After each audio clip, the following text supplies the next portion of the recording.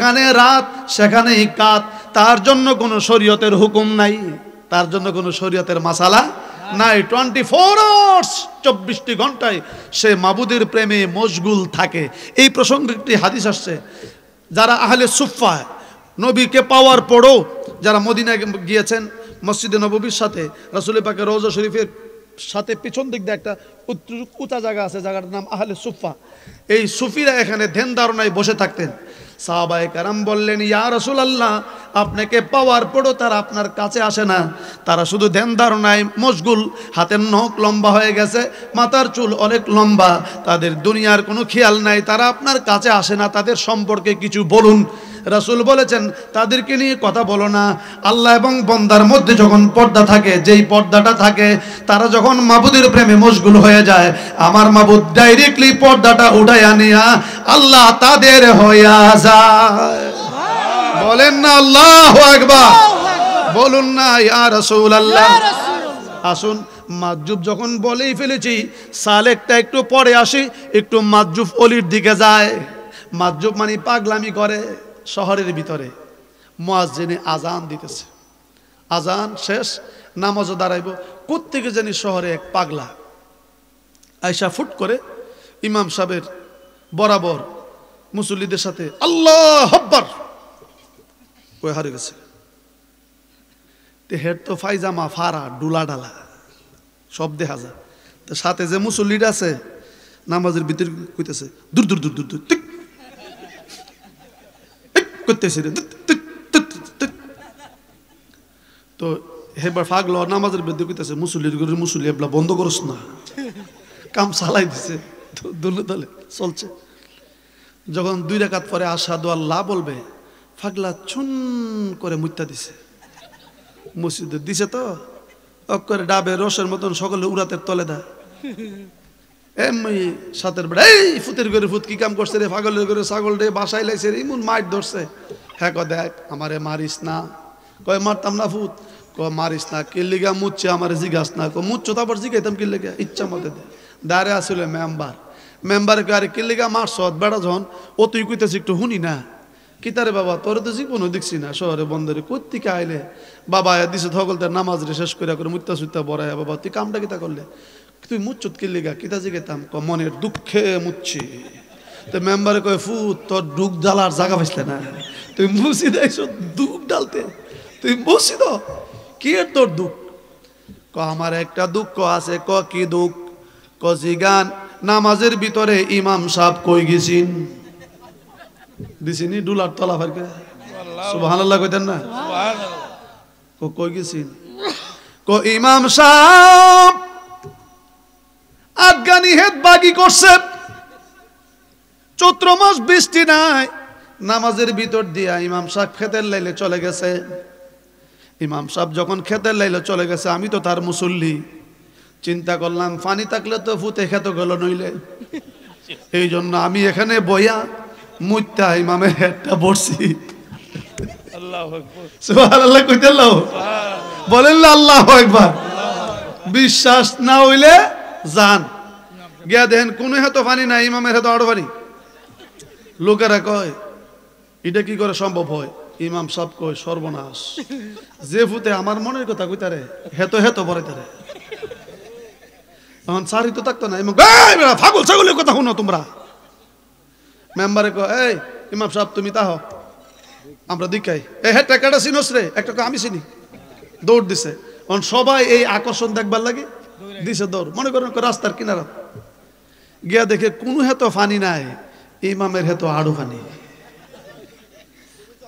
মানুষের কিন্তু একটা জাতিগত অভ্যাস আছে, আটকা যদি কোনো জিনিস দেখে, মনে করেন যে বিজা জায়গাতে বয়ে গেছে গা, তো বয়ে গেলাম, এটা করে কিনা।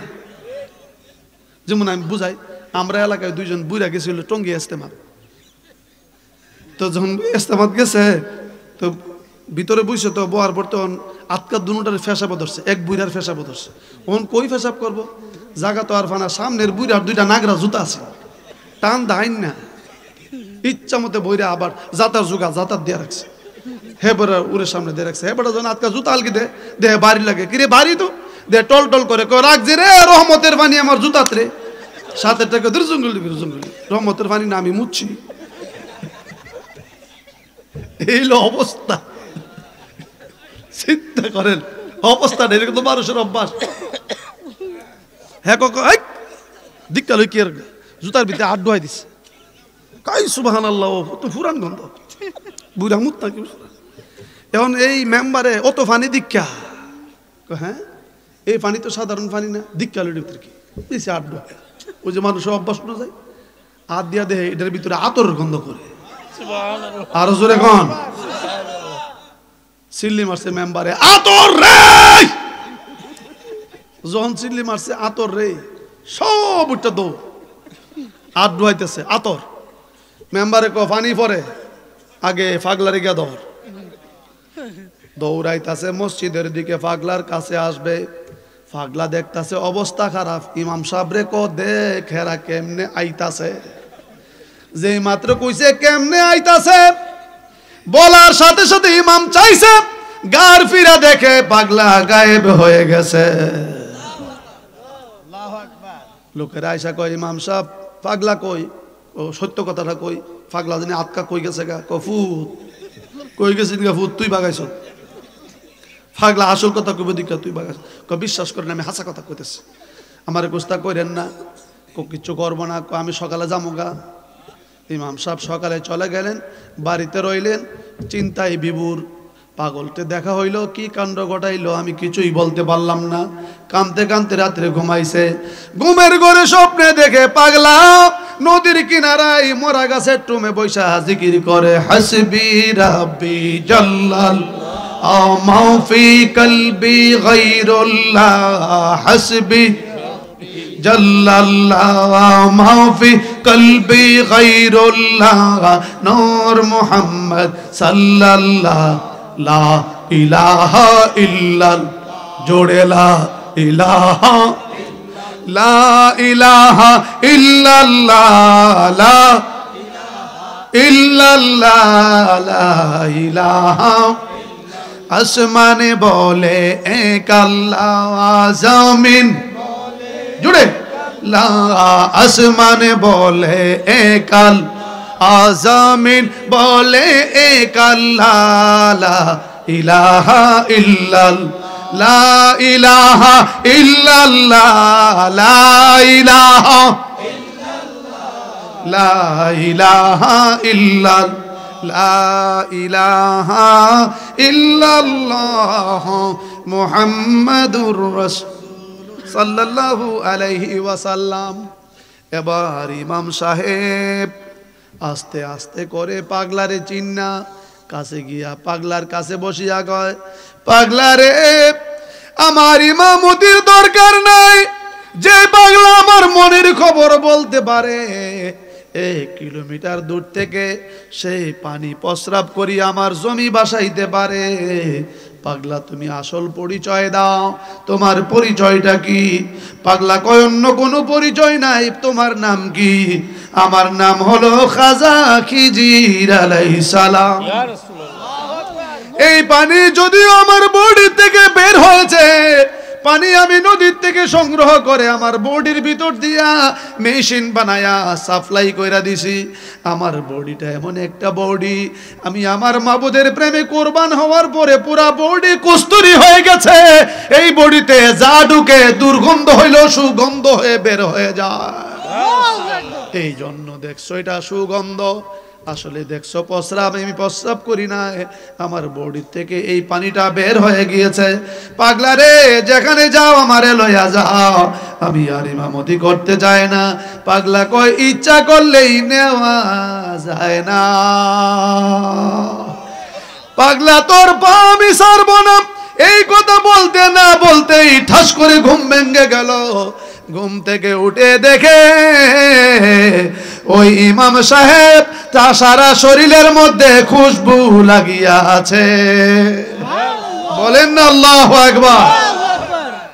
এটা হচ্ছে মাজুফ। কি কি কি মাজুফ ওলি যখন বলতেছিলাম, পাগলা দিয়া যখন শুরু করছি আর একটু যায়। কি বলেন? কারণ পাগলার আসল খেলা কেউ জানে না। পাগলা দুনিয়ার তারিকুদ দুনিয়া, দুনিয়া সবকিছু তরিক করে দেওয়ার পরে আমার আল্লাহ তাকে বেলায়েতের এমন একটা পাওয়ার দিয়ে দেয়, এমন একটা ক্ষমতা দিয়ে দেয়, যাহা দাবি করে আমার আল্লাহ দিতে বাধ্য থাকে। আল্লাহু আকবার বলেন। এই কথা বললে ওয়াহাবিরা বলবে বানোয়াটি কথা। কি বলবে? বানোয়াটি কথা, টাউটারি, বাটপারি, এগুলা মিথ্যা। আরে ফাজিল ক্লাসে কিতাব পড়ানো হয় আকাইদে নাসবি। আকাইদে নাসফির মধ্যে লেখেন কারামাতুল আউলিয়াই হাক্কুন, ওলিদের কারামত সত্য, মান আনকারা কারামাতুল আউলিয়া ফাকাদ আনকারা মুজিজাতুল আম্বিয়া। যিনি ওলিদের কারামত অস্বীকার করলো সেজন্য নবীদের মুজিজাকে অস্বীকার করলো। আসেন যাই ভাই সাহেব, ও ওয়াহাবি ভাই, তোমার সাথে আমার কোনো সম্পর্ক নাই। ও ভাই সাহেব, তোমাদের কিতাব চোর মোনার পীর আগেল্লা ফজলুল করিম নি আগেল্লা আবু ইসাক, আবু মাওলানা আবু ইসাক একটা কিতাব লিখেছে বেদে মারিফত ইয়াদে খুদা। এই কিতাবের মধ্যে লেখেন পাগলা পাগলা এমন এক স্তরে চলিয়া যায়, লাতি দিয়া মরারে জিন্দা করে আল্লাহর হুকুম ছাড়াই।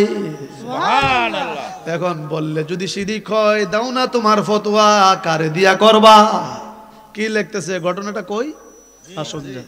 কি এবার আবু ইসাক সাহেব লিখতেছেন, বুড়া বেড়া একটা গাই ফালে, দুধ দোয়ায় খায়, আর কোনো আওলাদ নাই। হঠাৎ করে গাবিটা মরে গেল।